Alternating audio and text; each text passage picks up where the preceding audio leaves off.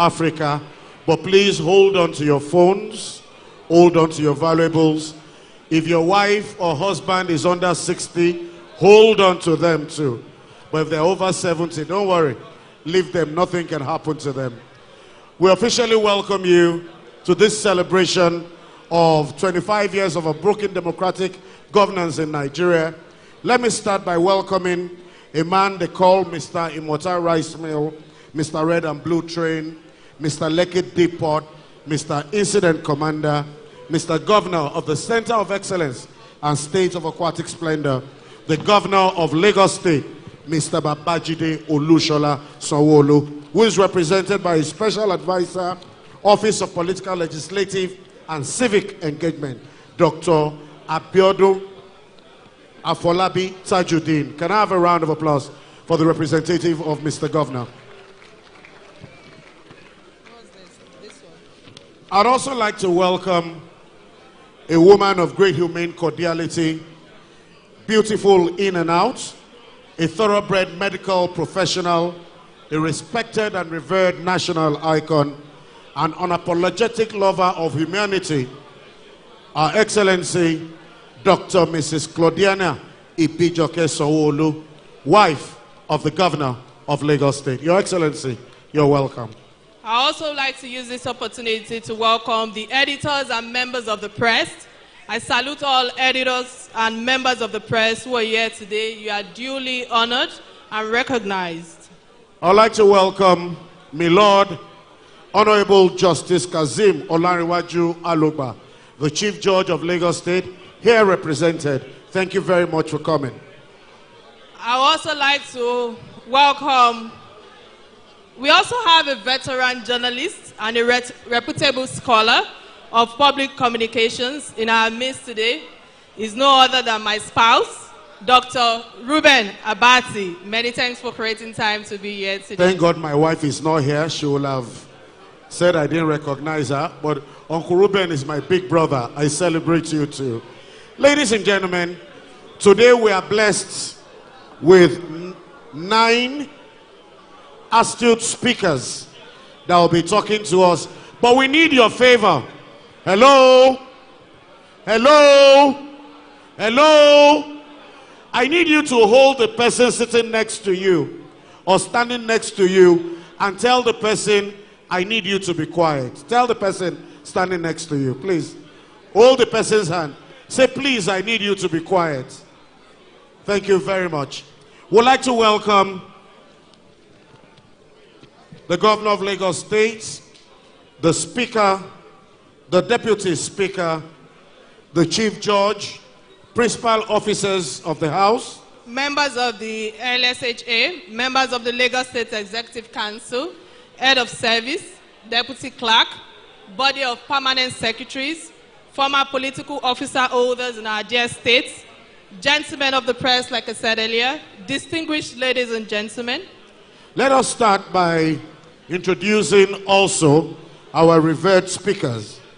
The first is an erudite and committed professional, one of Nigeria's brightest legal minds, a man who is totally detribalized, firm believer in the rule of law, former governor of Lagos State, former minister of Power, Works and Housing, His Excellency Mr. Babatunde Raji Fashola, Senior Advocate of Nigeria.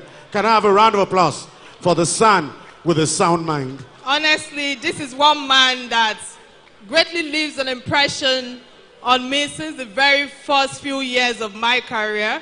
I served under his administration at the Enyigbeti project for Lagos State while he was governor 2 years ago, while he was also the minister for power and housing in our great country. He opened his door and granted an exclusive interview for Real Talk with Kike, my live TV show.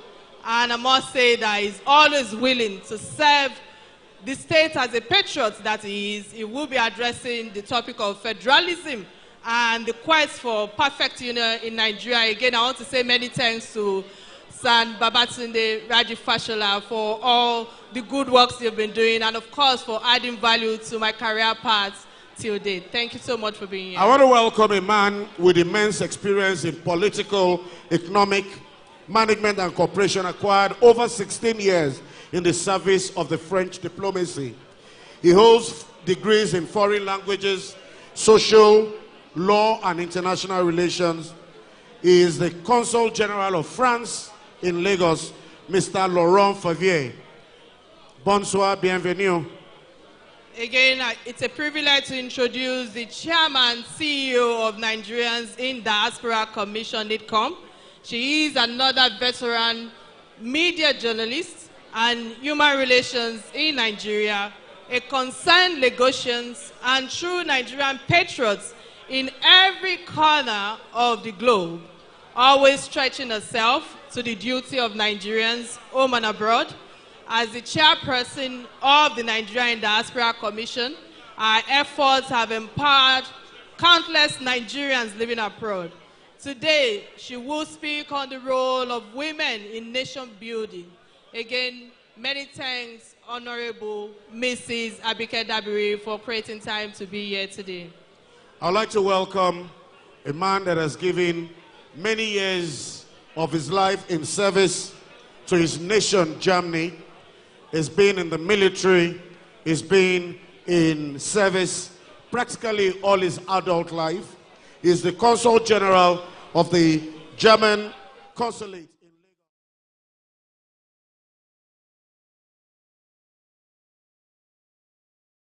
Lagos. Of Germany Consulates in Lagos. Welcome, His Excellency Word Bonner, LLM.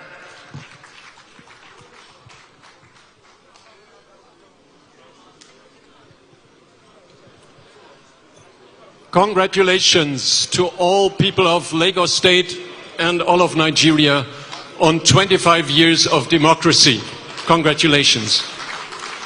And thank you, Honorable Speaker, Dr. Madushiru Obasa, for your kind invitation to my wife and myself. And thank you very much for this wonderful gathering with so many lively Nigerians. There is actually, this year in 2024, an interesting parallel between Nigeria and Germany. You are celebrating now 25 years of democracy. We are celebrating right now 75 years of democracy under the basic law, as we call our constitution, that was set up in 1949 after the horrors of the Nazi regime and the Second World War. So it's a clear parallel. Currently, only last month, on the 23rd of May, we had a big festival of democracy in Germany on this occasion of 75 years of basic law. But, as we all know, democracy is not something that you just install and then leave it as it is. It doesn't work like that. All of us, whether in Germany or Nigeria or other democratic countries, we have to fight for democracy every day. And I can assure you, and that's also the feeling in Europe, in the near future we may even have to fight more for democracy, because many countries and many tendencies in some areas of the world are not in favor of democratic structures. Now, if you look at peace, freedom and democracy, there are two more aspects that, according to our experience under the basic law in Germany, are most important. One definitely, and it was mentioned before also by the Honorable Speaker, is the rule of law.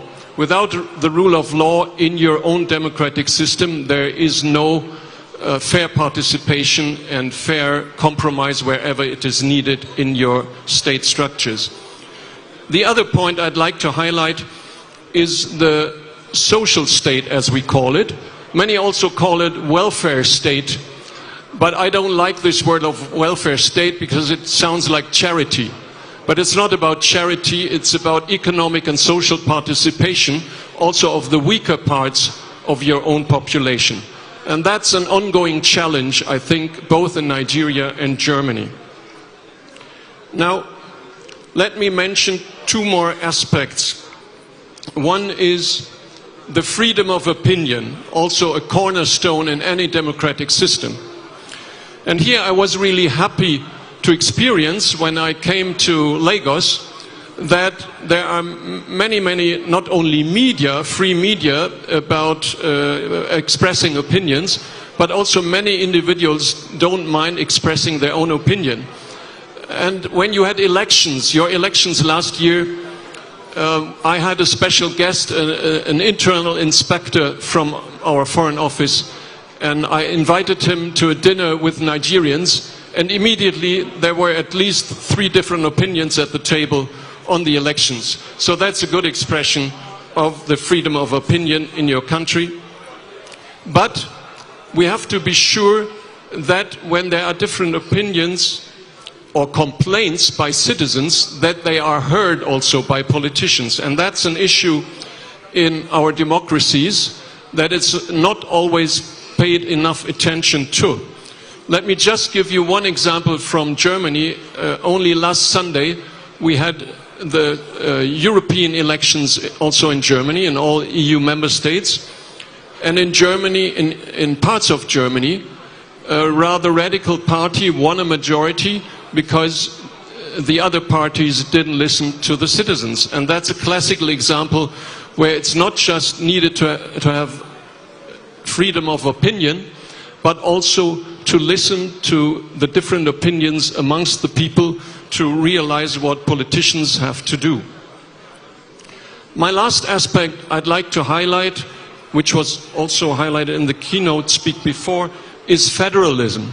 You may know that's another parallel between Germany and Nigeria. Germany is also a federal republic with the same layers, municipal, state, and federal level. And again, it's something where we have very good experience with, because it's also a very healthy competition among states. You have even 36, Germany has 16 states, but still there's a lot of competition going on between the states, and that's a healthy issue. And I'd like to encourage you to even look for more federal aspects. As was mentioned before, a good example is this Electricity Act 2023, because it gives the chance to states, to individual states in the federal system, also to work on their own energy policies. And I would like to encourage you in this also with an example from Germany, to close on the issue that is also very close to Nigeria's heart, the energy situation. When Germany started its energy transition about 25 years ago from mostly coal-based power plants to renewables, we also gained through a lot of decentralization, meaning having also the federal level, the state level and the municipal level involved. And this led within 20 years to a real revolution if you look at who is producing power in Germany. The example is that when we started the energy transition, about 300 huge power plants, coal or gas-based, were producing electricity in Germany. Today it's not 300 big utilities, it's about 2 million electricity producers, because each farmer with wind power on his or her land, and everybody, every village producing solar energy or biomass is feeding the grid and is an energy producer. So let me encourage you in going on with in improving your federal structures further, and let me congratulate you once again to 25 years of democracy. Best wishes from Germany for the next 25 years of Nigerian democracy. Thank you. Vielen Dank für diese vielen Danke. All right, many thanks for that elaborate speech. I've always known that the ties between Nigeria and Germany has a strong one with forward-thinking initiatives. Many thanks again for that wonderful, insightful speech. Please, let's give him a round of applause. It's a privilege to introduce the chairman, CEO of Nigeria in Diaspora Commission, NIDCOM. She is another veteran in media. Live pictures from Lagos, right now from the Lagos State House of Assembly, Chamber Assembly Complex, cocktail in commemoration of Nigeria's 25 years of democratic governance. Earlier, we brought you pictures from the presidential villa, where the presidential dinner is ongoing as we speak. We're returning you to Lagos for the Lagos State House of Assembly cocktail in commemoration of Nigeria's Democracy Day. Building. Let's give a warm welcome to Honorable Mrs. Abike Dabiri Erewa. A round of applause for her, please. Thank you very much. Thank you, Kike, for that introduction. Mr. Speaker, thank you very much for inviting me. And let me begin by paying my respect and compliments to all of you, but most importantly, to all the women in the building, led by our own Mrs. Ibijoke Sanwo-Olu. Can we say a shout out to all the women in the building? Because without us, there'll be no nation. And without us, you won't be here. So thank you very much. Now, talking about women in nation building, and in the last 25 years of democracy, I'll be very brief. As women, first and foremost, who are we? What are our characteristics as women? I was in UN Beijing conference, and women, we are the heartbeat of the family. And the family, of course, is the cornerstone of the society. So we are the cornerstone of creativity, determination, and peace. And in particular, the Nigerian woman is described as brilliant, intelligent, hardworking, beautiful, has a lot of energy, and we are the best anywhere in the world. Nigerian women. The men are not clapping. The men are not clapping.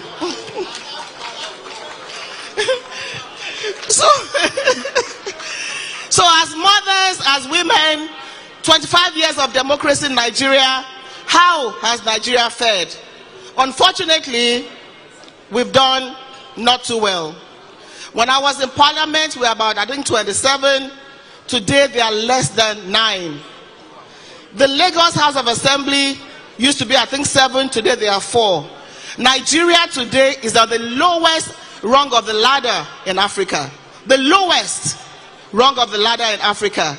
So, I think 4.4% in the national, in the states, 3.6% at the state level. We have not done very well. And I think we have to do better. And what should we do about this? We are here, Mr. Speaker. Yeah, thank you for me. We are here, Mr. Speaker. I think the parliament should be able to look at some legislation. It's not easy. We're not saying we want a free ride, but let's have a level playing field. That's what we're asking for. Mr. Speaker is saying, ha. The women, you are not clapping for ourselves, though. Political parties. Where's our chairman? Cornelius, Pastor, let us see your face. Please stand up. You have to be intentional about supporting women. It's not just about collecting free form. You have to be intentional. Give us a level playing field. We have women that are qualified, educated, and if you say any position, we have women that can fill those positions anywhere in this Nigeria. So we are holding you responsible today. Come 2027, we want 70%.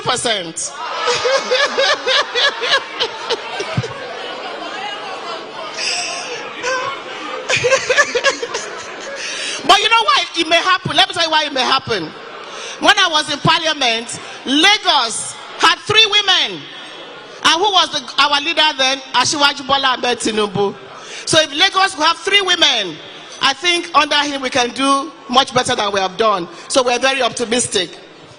So really politically, we need a better playing field, and we can do it. And therefore, women ourselves, this message is to you. Let's have the courage to do what we have to do. Come out there. You know, if you are doing well in your as a professional, come and participate. Don't leave this thing to just the market woman that was saying for speaker when it's going for campaign. Baba o, baba o, baba o, Oluwada baba si funwa. That's not the only role we should play. So let the women come out, educated women, professional women. Please come out and contest elections. Even if you don't contest, participate. It's very important. And I'll tell you as women, and please listen to this. My dear women, if you are not on the table, you will be on the menu. So you had better be on the table. So if you are not on the table, That's what they'll do with you. Just eat you up and you'll be of no value. So let us ensure that we put our best foot forward and be on the table with all our fantastic men. Then as mothers ourselves, 25 years of democracy, what values are we imparting on our children? So while we go into politics, while we excel in what we do, as mothers, the values are very important. I just came back from Accra, Ghana this morning. We've brought back 11 girls trafficked to Ghana. Yeah, but you know the sad part? Some of them, their mothers were involved in the trafficking. So as mothers, let's know how we're raising our children. Let's raise children to be proud of. And then as women, let's mentor one another, support one another to ensure that, you know, we just work collectively to build this great country of ours. So my message to the women is, Fumi is here, Madam Speaker, you're here, First Lady is here, Honorable Jumoke as well. We have a lot of women parliamentarians here. Let us take the mentorship seriously. Let's get together as one. Forget about the fact that women, you will quarrel with each other. We don't quarrel with each other. The men make us quarrel with each other. We are friends. Let's get together, support one another, encourage one another. And you know what? We are a powerful force. But I'll leave you with just this message, that women speaking up for ourselves and for those around us is the strongest force we have to change the world. My fellow women, 25 years of democracy, the next 25 years, we can change Nigeria. We can change Nigeria. Let me hear you say it again. And we can change the world. And you know why we can even do it more? Under the leadership of Asiwaju Bola Ahmed Tinubu. As governor, in everything he has supported women in a way that we all know many people have not done it. So women, the ball is in your court. Let's come out. Let's take the bull by the horns. Let's show courage. When I left television, I didn't think it was going to be easy. And it's not going to be easy, let me tell you, it's not easy. But let's do it. You need to leave your comfort zone and go out there and make a difference, make a change. Because, why? We are women and we are agents of change. Thank you very much and God bless you. Thank you. That was very inspiring. Please, can we give her a round of applause? Many thanks for that wonderful contribution on round of the applause role for her. of women in... We women have to stick together. When it's time for 70%, I will contest as a woman. Your Excellencies, distinguished ladies and gentlemen, one more time, Honorable Abike Dabiri Erewa. A round of applause for her. Our next speaker is a graduate of economics. He also has a master's degree at ISPI in Milan. He observed his national service in 2002, started his diplomatic career in 2003. From 2008 to 2021, he served as First Secretary and Deputy Head of Mission at the Italian Embassy in Kyrgyzstan. He moved to the embassy in Minsk, Belarus in 2012. Returning to Rome in 2016, he was assigned to the Policy Planning Unit of the Ministry of Foreign Affairs. He speaks English, French, Russian, and Spanish. Distinguished ladies and gentlemen, talking about 25 years of democracy in Nigeria, the Italian perspective, let's welcome with a big buonasera, Ugo Boni. A round of applause for him, please. Buonasera. Buonasera. Buonasera a tutti. Thank you very much. Honorable Speaker of the House, Dr. Mudashiru Obasa, honorable representatives of Lagos State House of Assembly, distinguished colleagues of the Diplomatic Corps, esteemed guests, ladies and gentlemen, it is a great pleasure to be here tonight to celebrate with you the 25 years of democratic governance in Nigeria. Democracy is a fundamental principle enshrined in the Italian Constitution, and last year we celebrated 70 years since the entry into force of the Italian Republican Constitution on the 1st January of 1948.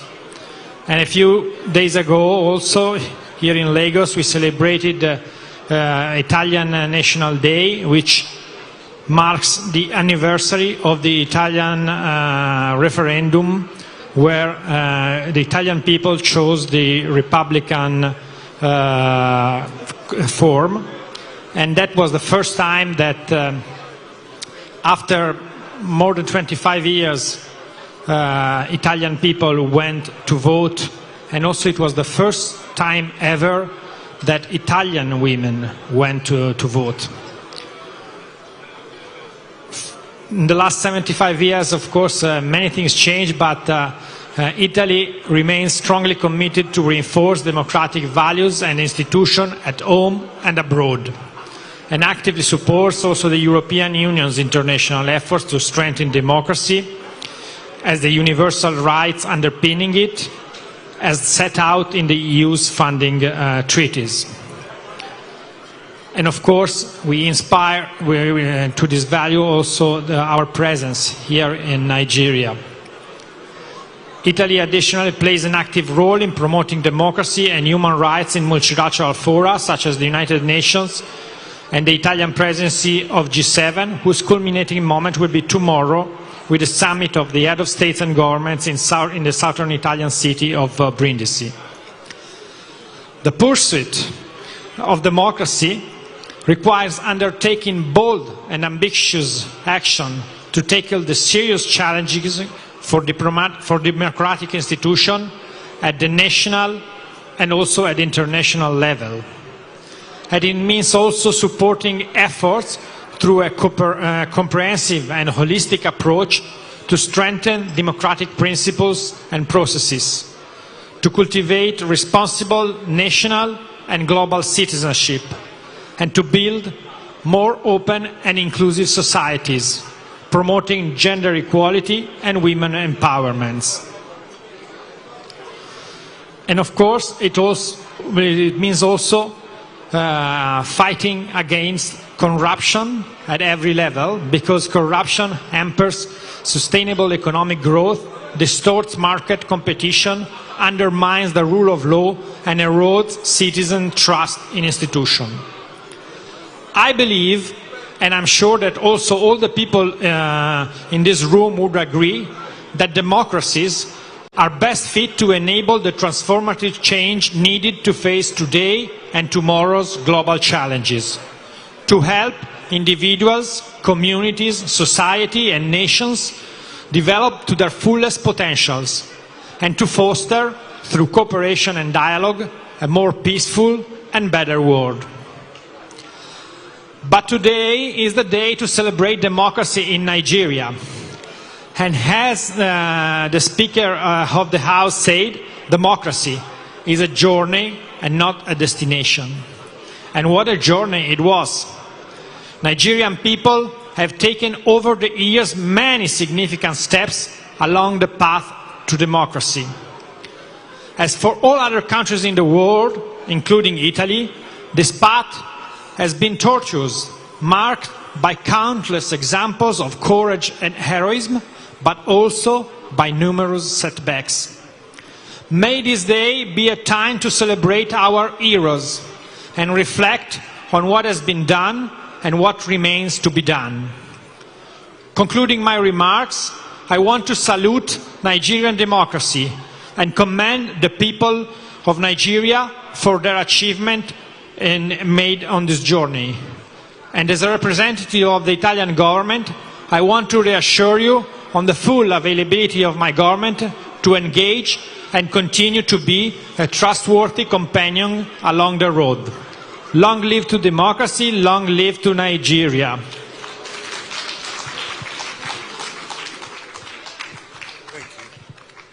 Can we give him a louder round of applause, please?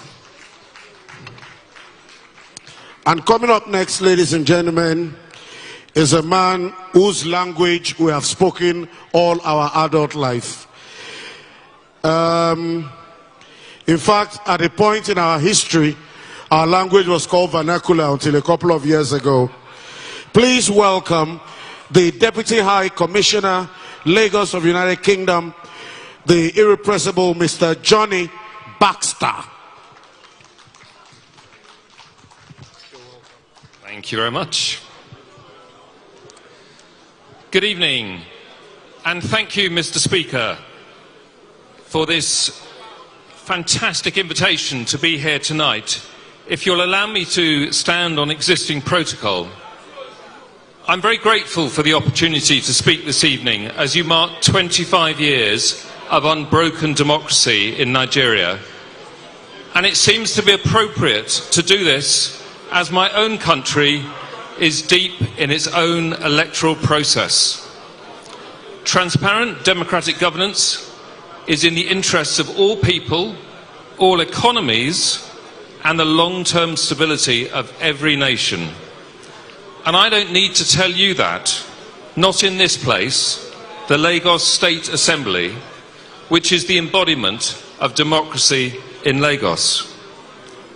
And it's important to remember, as we were reminded before, that many of you have struggled much harder than I or anyone in the UK has had to struggle to achieve this democracy. My country is united with yours in our commitment to the principal pillars of democracy, namely freedom, justice, inclusion, and accountability. We're committed to protecting, strengthening, and promoting this democracy. But there are many reasons for that commitment. States with democratic governments guarantee fundamental individual rights. They allow for a relatively higher level of political equality, and they rarely go to war with one another. However, authoritarian practices, including in West Africa, continue to challenge the international order and contribute to a decline in democratic freedoms globally. Democratic states face challenges such as foreign threats to our elections and electoral processes, disinformation, and physical and cyber threats to our democratic institutions and to those who represent them.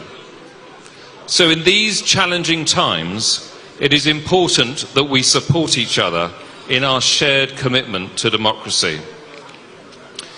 Through initiatives led by Nigerian partners, the UK has worked to support the strengthening of electoral systems. However, we all know that democracy is not just about elections. It is much more about the core institutions that support those elections. And so we have supported the bodies and processes that provide accountability. We have supported parliamentary reforms, we have supported legislative reforms, and we have supported civil society and the media. We're currently working with partners to support efforts to increase women's participation in politics and government, and we heard a powerful speech in favour of that earlier. And we are glad to be part of this journey whenever we are invited to be. And that is critical, because this journey can only be a Nigerian journey. Nigerian voters have displayed resilience and resolve to have their voices heard through ballot, and I'm sure you rightly share a pride in that. Problems and differences are better addressed through the ballot. Local governments play a pivotal role in delivering the democratic will of the people, as this institution proves. State assemblies in Nigeria are legislative powerhouses, essential for enacting laws and policies at the state level for the welfare of Nigerians. So over the past 25 years of democracy, Nigeria has become the biggest economy in Africa and has become an influential actor on the global stage. And we all know that is where Nigeria should be, on the global stage. Nigeria's democratic resilience and significant influence in West Africa can serve as an example to other nations seeking to strengthen and protect their own democracies. Coups and conflicts in the Sahel and West Africa have resulted in democratic regression in the region, reversing economic and political progress. This poses a major risk to the stability, security, and success of Africa as a whole. 2024 is taking shape as the year of elections. an estimated 49% of the global population will head to the polls to vote in national elections of at least 64 countries. We must, and I believe we do, stand united in our belief that democracy delivers accountability of governments, voice for citizens, as well as long-term stability and development. So, congratulations on 25 years of unbroken democracy in Nigeria, but as importantly, congratulations to each of the elected officials in this room. We know the burden of holding elected office, the responsibility that you have chosen to take on, the responsibility that your electors have placed on you. And congratulations to the others here, those who play their proper role in holding the representatives to account, and those who play a role in informing the electorate. That 25 years of unbroken democracy is as much part of your achievement as it is of the elected representatives. So the UK looks forward to partnering with Lagos State and Nigeria for the next 25 years and beyond. Thank you.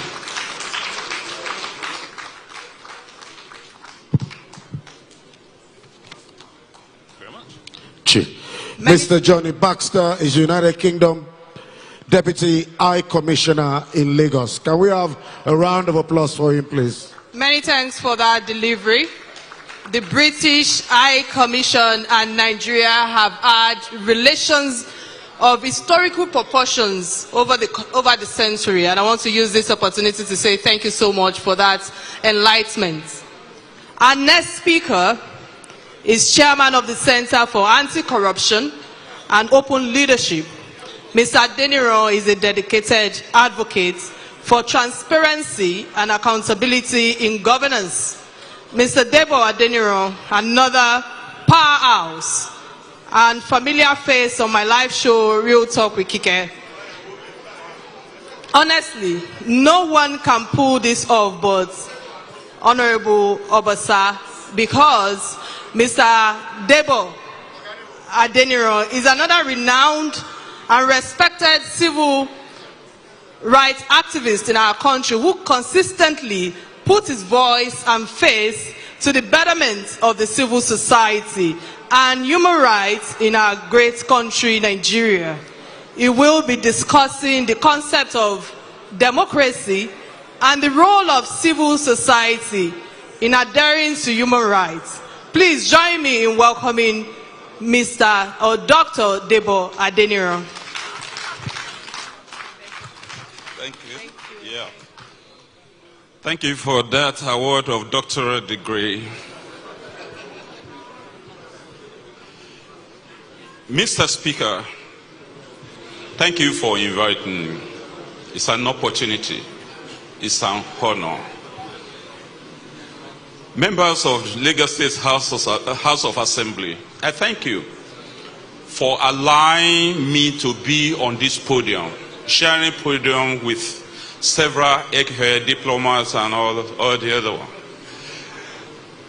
I am grateful.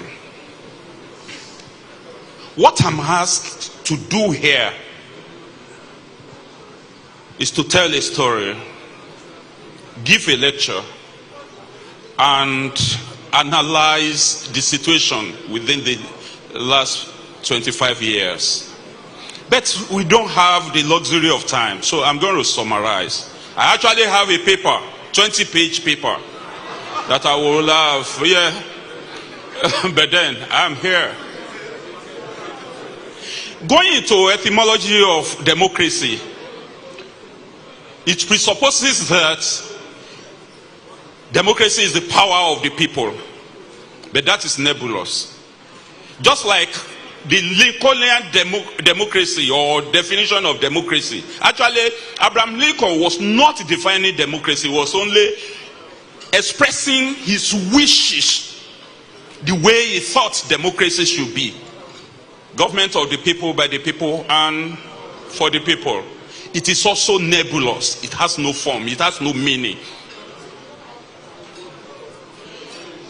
Kratos, Demos Kratos, it's Latin, I think, or Latinized Greek, was grafted together to give us what is now democracy.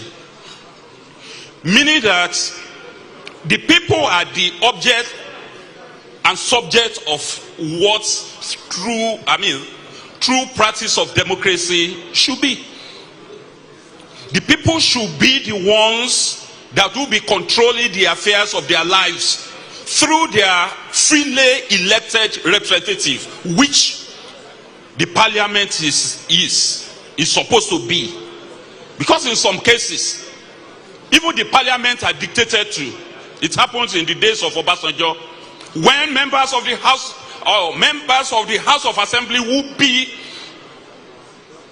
harassed or rounded up, taken to a remote place, given an instruction that their governor should be impeached, and the governor will stand impeached. It happens in about 2 or 3 cases. That was not democracy. If democracy were to be what it's supposed to be a government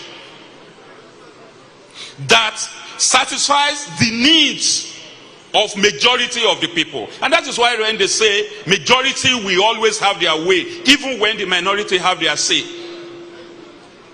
But then in most cases, it is the minority that is actually imposing their wills and caprices on the majority. Why should it be like that? Sometimes we make pretenses to conducting periodic election, but a lot of people are disenfranchised, directly or indirectly. Directly by not registering them for elections, indirectly by ensuring that the processes of election does not go smoothly.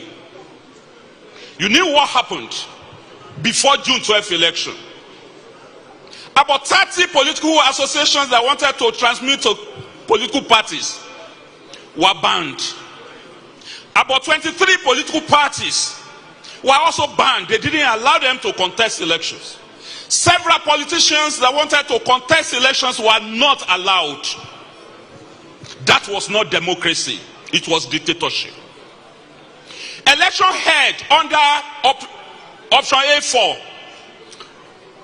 open secret ballot system, which didn't guarantee your right to privacy. That was not democracy. Election held, and around 6 p.m., the announcement of the results was stopped by the powers that be. People who voted didn't have the result of their efforts. That was not democracy. 10 days after, or about 11 days after, it was information from the presidency or the military, the office of the military president, told us that the effort that people had been making for several years, that has cost them lives, limbs, their everything, their property, was annulled. That was on June 23rd. That was not democracy. A number of people died. Kudirat Abiola was shot dead around here in 1996, June 4. His husband died 2 years later, July 7. Paul Alfred Iwane was murdered in cold blood. No explanation has been altered till today. Organizations, civil society activists were harassed into silence or sent to exile or sent to the world beyond. Some journalists, even when they wrote things that were true, were also harassed, arrested, not prosecuted for any offense. Some of them were actually sent to the world beyond. Bagadakato, in whose name the presenter in the seat of power here was bumped somewhere.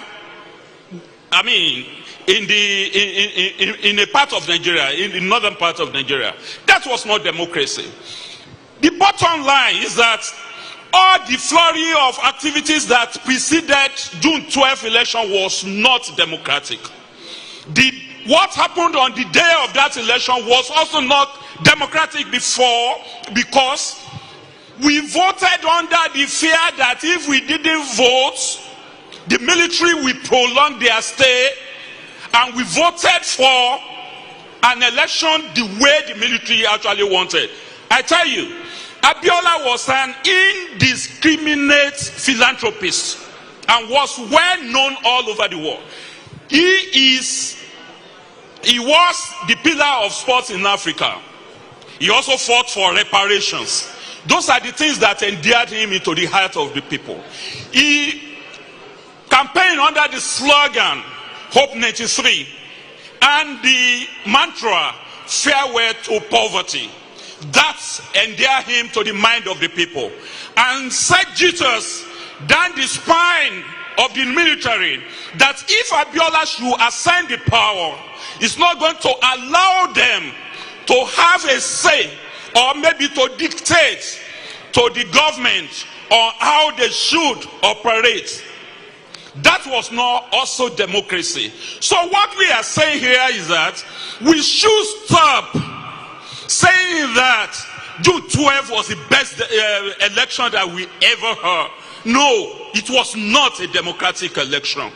So naming June 12 as Democracy Day is like celebrating those who truncated the process of democratizing Nigerian governance. You are saying that Babangida conducted the best election in this country? You are saying that Humphrey Nwosu, who could not develop enough courage to announce the result of that election, was democratic? Was it Justice Bassey Peme, who gave a midnight judgment that the election should not hold, that is democracy? Was it Aton Zeribe and his ABN? Was it the other Kanu, Nigeria Yan for Abacha? Was it a Democrat? Who actually was Democrats was democratic in all of the people that arranged that election and executed it? Then was it Babangida or the annulment of that election that was democratic? Was it the killing of Abiola on July 7, 1998 that was democratic? So what are we celebrating and calling that day when democratic process was truncated a Democracy Day?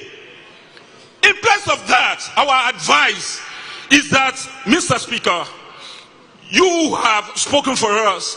You can still speak for us. Put all the processes in place.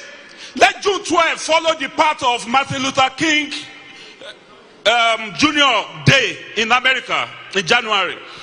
Make June 12 Basharun MKO Abiola Day. Because if June 12 didn't happen, we won't know what we lose without democracy. Now, I am telling us, this man is harassing me, please protect me. Now, a lot of things could have happened. The reason why Nigerian military has not struck is because of what they witnessed when Babangida held us by the jugular. We didn't give him rest until he was forced to step aside. He put Shonekan to succeed him. Justice Dolapo Akinsanya declared interim national government that Babangida used as a face-saving something. Illegal. And Abacha rode on the back of that. Take over from Shonekan. Abacha also ruled us with iron fist. Of course, African things happened to him. He went to the world beyond unexpectedly. That is the way things happen. Then we now have Abdul Salam Abubakar, who could not summon enough courage to confront the civil society organizations the way his predecessors did. So, we are saying the civil society organization are the voices, the true voices of the people. And that is why we should not muzzle their voices. They should be allowed to operate freely. And for diplomats that have spoken here today, they should find a way of assisting the civil society in Nigeria to be the eyes, mouths, and ears of the people, and be able to put various governments in perpetual check. That is our function, and that is the only way by which democracy can be sustained in Nigeria. Thank you very much. Soli, soli, soli. So.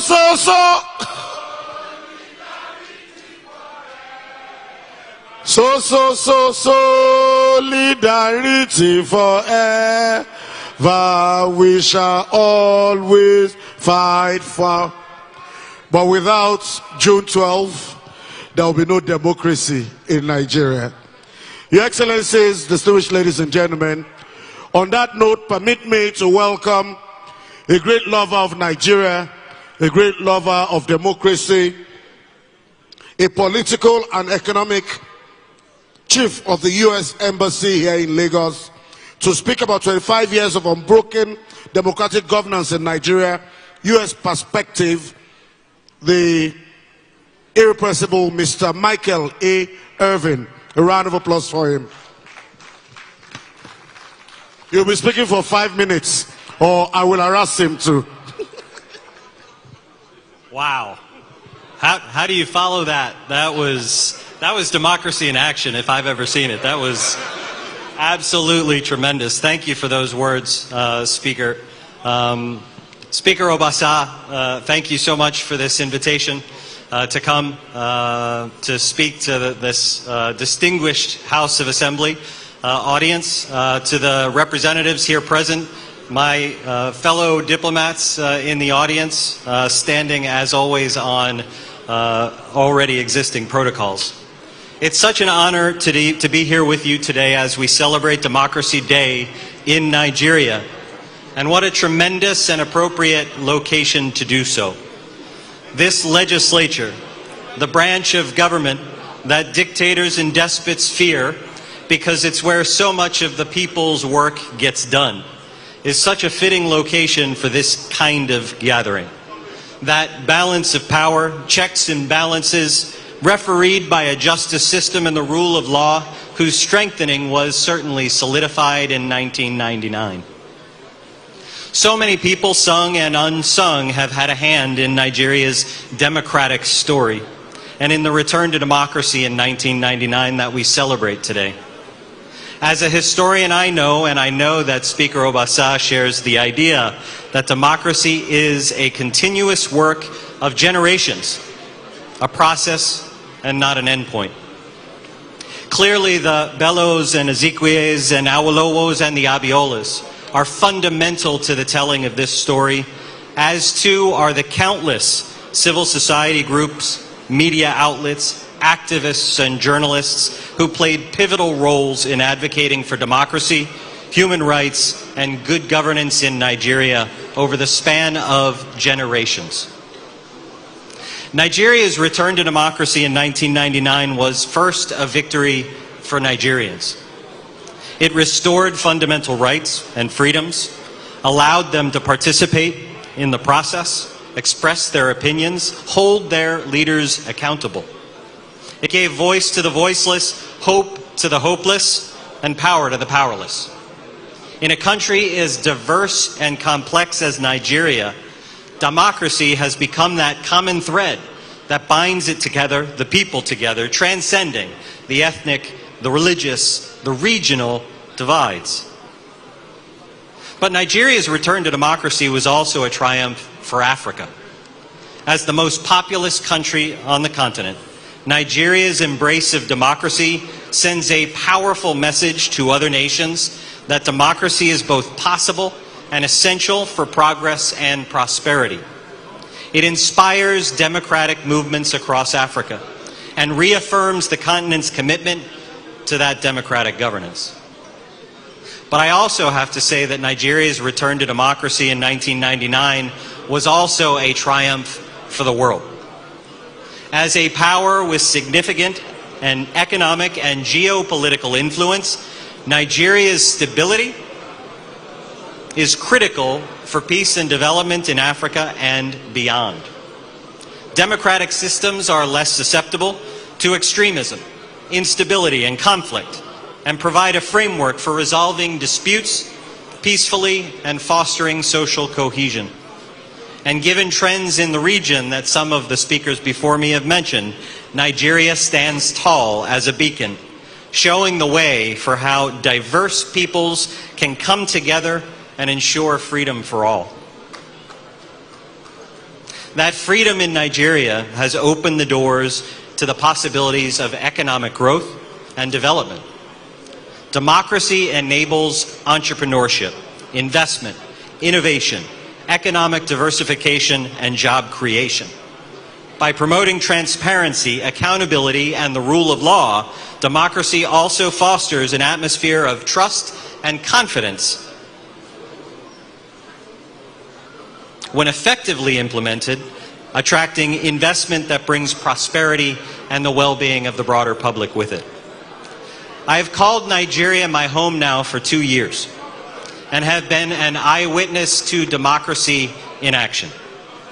I have observed firsthand every election that has taken place during my time here, traveling to Ibadan, to Uyo, and to Yenagoa to observe elections in 2023 that marked more milestones in Nigeria's democratic path.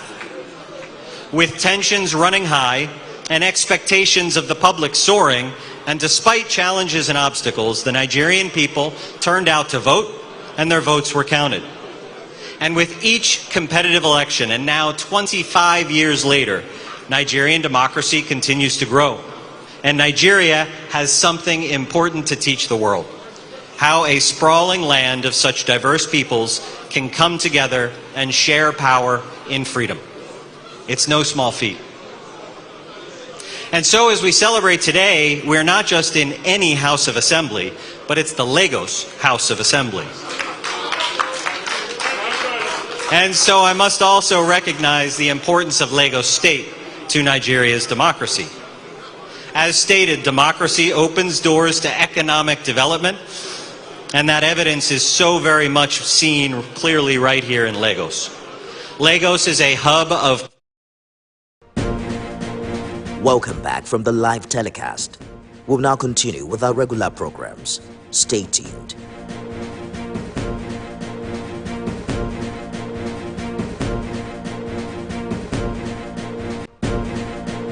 Welcome back from the live telecast.